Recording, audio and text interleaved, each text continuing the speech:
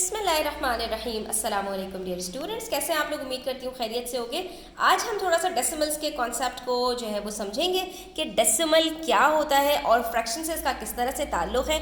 तो video and तक देखिएगा, काफ़ी इन्फॉर्मेटिव होने वाली है आपके लिए।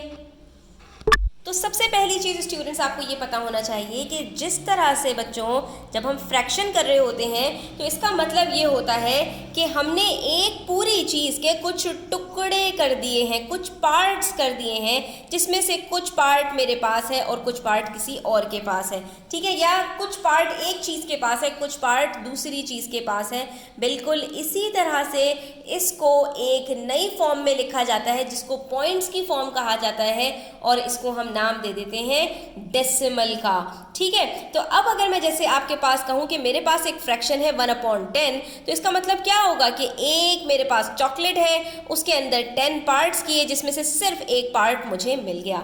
तो इसी को एक और तरीका है लिखने का और वो तरीका कहलाता है डेसिमल का, यानी हम इसी चीज़ को पॉइंट्स में लिख सकते हैं। और पॉइंट में किस तरह से लिखेंगे कि मेरे पास वो चीज़ 0.1 है। और ये कैसे होता है? ये बहुत ही सिंपल है। आप यहाँ पर 10 को रखेंगे बाहर, हमारा जो डिनोमिनेटर होता है हमेशा डिवाइज़र बनता है और न्यूमिनेटर हमेशा हमारे पास डिविडेंड बनता है। तो हम जब इसको अंदर रखेंगे तो 10 के टेबल में 1 नहीं आता, तो हम क्या करेंगे, यहाँ पर एक डेसिमल लगाएंगे जिसकी मदद से मेरे पास अंदर एक 0 आ जाएगा। जैसे ही मेरे पास ये 0 आएगा तो ये 10 बन गया। अब 10 के टेबल में 10 आता है, कब आता है? 10 1s are 10 और ये मेरे पास सॉल्व हो गया, अब कुछ भी नहीं बचा। तो आंसर क्या आया मेरे पास, यानी 10 के टेबल में 1 कब आता है बच्चों? तो आप कहेंगे मेरे पास जो क्वोशंट आया है वो क्या आया है?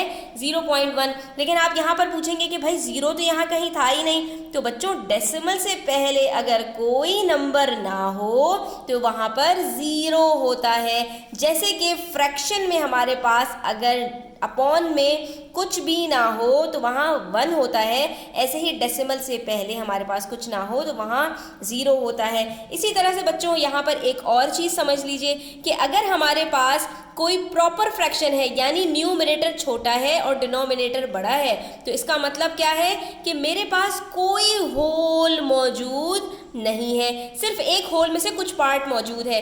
बिल्कुल इसी तरह से अगर डेसिमल से पहले 0 है, कोई डिजिट और नहीं है, तो इसका मतलब भी यही है कि मेरे पास एक होल में से कुछ पार्ट है, पूरा होल कोई भी नहीं है। लेकिन अगर यहीं पर बच्चों मैं यहाँ पर 2 होल लगा दूँ, इसको एक मिक्स नंबर बना दूँ, 2 होल 1/10, तो अब आप क्या कहेंगे कि अरे भाई यहाँ पर इसका मतलब ये है कि मेरे पास 2 पूरे चॉकलेट के बार्स हैं। हाँ, अलबत्ता जो तीसरा बार है उसके अंदर से 10 पीसेस में से सिर्फ एक पीस मेरे पास है, ठीक है। बिल्कुल इसी तरह से अगर यहाँ पर मैं 2.1 लगा दूं तो इसका मतलब भी यही है कि मेरे पास 2 होल्स हैं और जो तीसरा होल है उसमें से कुछ पार्ट मेरे पास है। तो ये कुछ मोटी मोटी बातें हैं बच्चों जो कि हमें पता होनी चाहिए।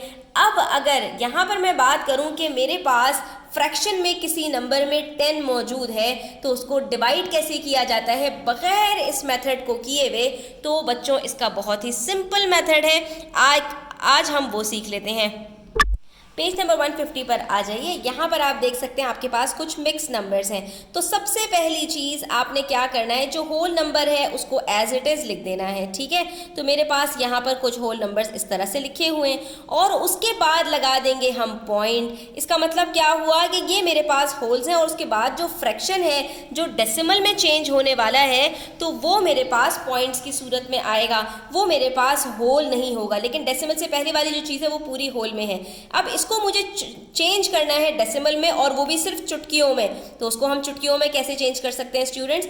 नीचे मेरे पास एक 0 है, इसका मतलब है मेरे पास यहाँ पर जैसे ही ये 0 हटेगा और नीचे सिर्फ 1 बचेगा तो मेरे पास जब डेसिमल लिखा हुआ नज़र नहीं आ रहा होता स्टूडेंट्स तो डेसिमल हमेशा आखिर में होता है।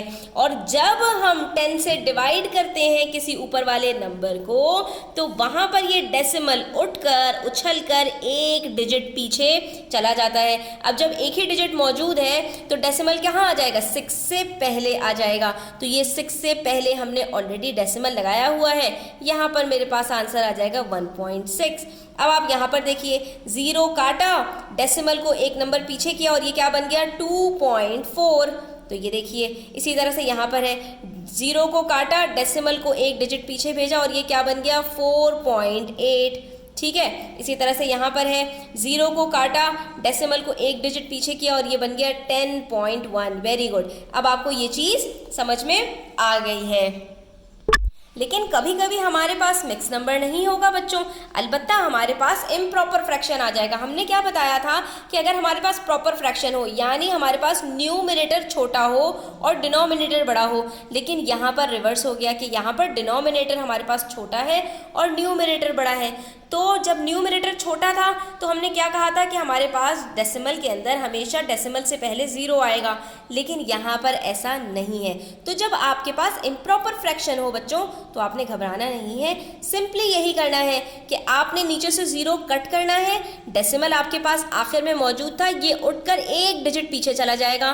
तो अभी यहाँ पर 2 डिजिट्स है मेरे पास, अब ये क्या हो जाएगा, ये डेसिमल 5 के बाद था, अब 5 से पहले आ जाएगा तो यहाँ बीच में लगेगा और ये क्या बन जाएगा 1.5। नीचे कुछ भी बाकी नहीं रहा, नीचे सिर्फ 1 है तो 1 तो नहीं लिखते हम। इसी तरह से यहाँ पर देखिए, 0 काटा, डेसिमल उठाया, एक डिजिट पीछे ले गए, ये बन गया 2.2। इसी तरह से यहाँ पे 0 काटा, डेसिमल यहाँ है, एक डिजिट पीछे चला गया, ये क्या बन गया 3.0। ये बाद में बताऊंगी कि डेसिमल के बाद अगर सिर्फ 0 हो तो उसको नहीं लिखते, वहाँ पर सिर्फ आंसर आपके पास होल नंबर आ जाता है। इसी तरह से यहाँ से 0 काटा, डेसिमल उठाया, एक डिजिट पीछे गया, ये क्या हो गया 6.5। तो आपको यहाँ पर ये कॉन्सेप्ट समझना है कि जब भी हम किसी नंबर को 10 से डिवाइड करेंगे तो हमारा डेसिमल सिर्फ एक डिजिट उछलकर पीछे चला जाएगा और हमारा आंसर आ जाएगा, हमें कोई लंबी चौड़ी डिवीजन करने की ज़रूरत नहीं है। अगर ये बात समझ में आ गई तो एक हैक समझ लो बच्चों यहाँ पर कि आपके पास स्केल के अंदर 0 से लेके 15 सेंटीमीटर तक मौजूद होते हैं, लेकिन उसके बीच में आपके पास 10 यूनिट्स होते हैं। इसका मतलब क्या होता है बच्चों कि हर सेंटीमीटर 10 पार्ट्स के अंदर डिवाइड हो रहा है, यानी 1 को हम 10 से डिवाइड कर देंगे।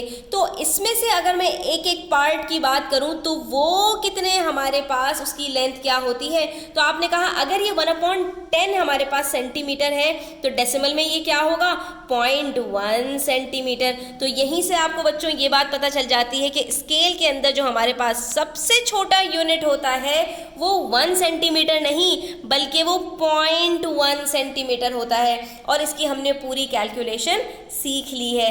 ठीक है, तो अब अगर बच्चों ये बात है तो आप यहाँ पर देख रहे हो कि एक स्क्रू है और पूछ रहे हैं भाई इसकी लेंथ कितनी है।